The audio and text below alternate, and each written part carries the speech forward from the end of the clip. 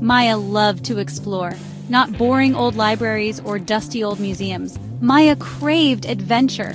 She wanted to discover hidden places, climb the tallest trees, and maybe even meet a talking animal or two. One sunny afternoon, Maya wandered into the woods behind her house. These weren't just any woods. These woods were old and mysterious, full of twisting paths and whispering leaves. Maya felt a thrill of excitement. This was the perfect place to start an adventure. Deeper and deeper she went, following a narrow path that twisted and turned like a playful snake. The sunlight faded as the trees grew taller, their branches forming a leafy canopy overhead. The air smelled different here, fresh and sweet, like sunshine and pine needles. Maya smiled. This was it. This was the adventure she'd been waiting for. As Maya walked, she started to hear strange sounds. Leaves rustled even though there was no wind. Twigs snapped, but no animals were in sight. And then, she heard it.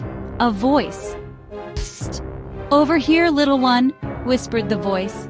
It was high-pitched and squeaky, like someone trying to talk in a tiny voice. Maya stopped, her heart pounding. "Who's there?" she called out, her voice trembling just a little. "Don't be afraid," the voice squeaked. "Come closer, I have something to show you." Maya hesitated.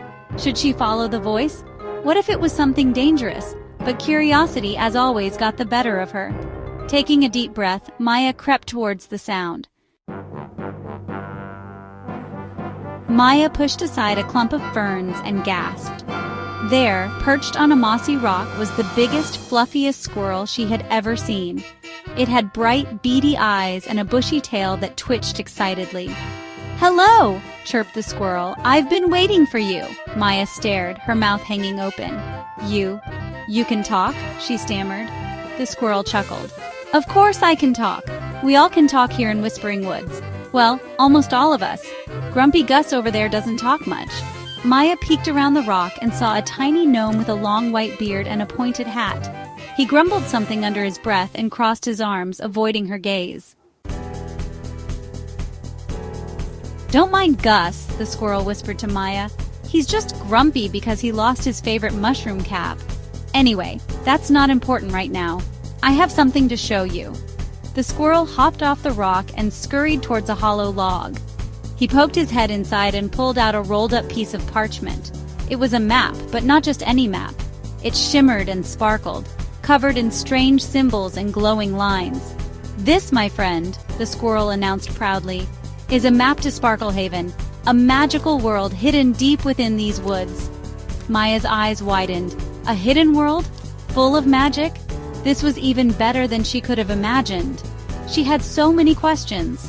Where did the map come from? How do you get to Sparklehaven? And most importantly, could she go there? The squirrel explained that the map had been passed down through generations of woodland creatures. It showed the way to Sparklehaven, a place of wonder and joy, hidden from the eyes of ordinary humans. But the path was dangerous, full of tricky riddles and silly obstacles. "That's where I come in," chirped the squirrel. "My name is Chestnut, and I'm here to be your guide." Together, Maya and Chestnut set off on their adventure. They followed the glowing lines on the map, which led them through enchanted glades and across babbling brooks. They even crossed a shimmering rainbow bridge guarded by a very silly sphinx who loved to tell knock-knock jokes. Each challenge they faced brought them closer to Sparklehaven. Maya learned to trust her instincts and rely on her new friend, Chestnut, for help. She realized that even though she was small, she was brave and capable of amazing things.